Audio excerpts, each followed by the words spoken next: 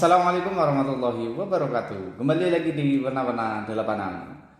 Di video kali ini saya akan membahas komponen kelistrikan pada kulkas satu pintu. Ini bisa menjadi pembelajaran untuk yang mempunyai kulkas satu pintu khususnya. Ada 4 komponen kelistrikan yang harus kita ketahui nama dan fungsinya. Simak terus video ini.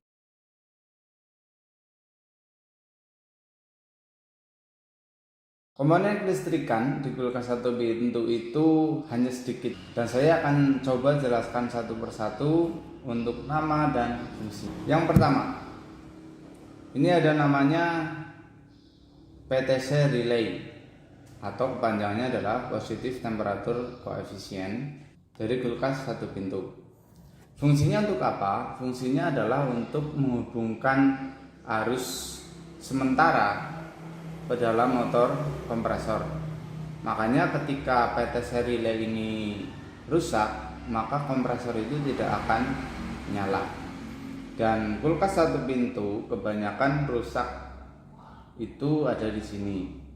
Dan ketika kulkas satu pintu katakanlah lampunya nyala tapi tidak dingin, coba cek kompresor. Kalau kompresornya tidak ada getar, kemungkinan yang pertama adalah kita bisa cek namanya PTC relay. Ya. Dan PTC relay itu kakinya berbeda-beda tergantung kulkas, ya. Tergantung kulkasnya nanti dari asalnya itu pakai kaki berapa.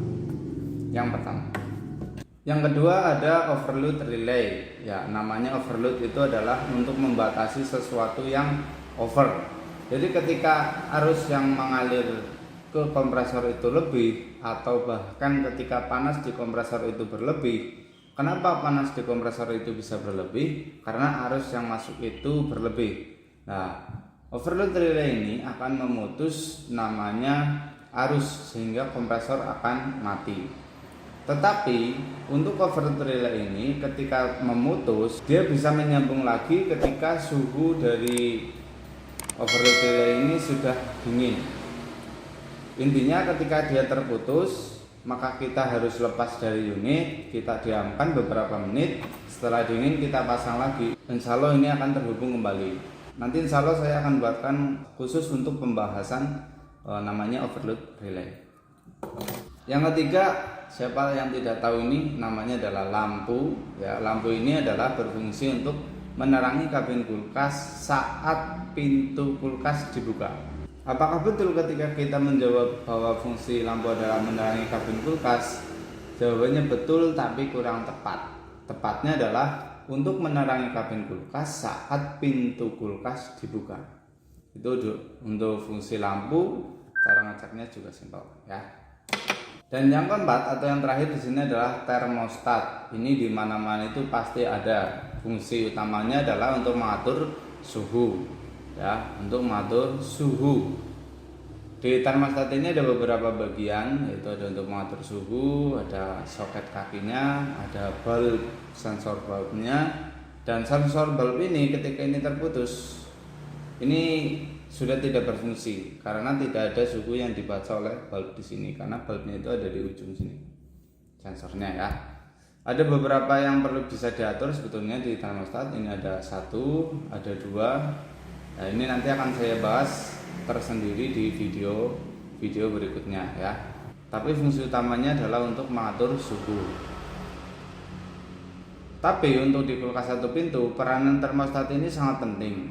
Ketika kita atur suhu katakanlah di normal, ketika kabin kulkas sudah dibaca oleh sensor bulb itu sudah sesuai apa yang diinginkan termostat ini, maka kompresor itu otomatis akan mati.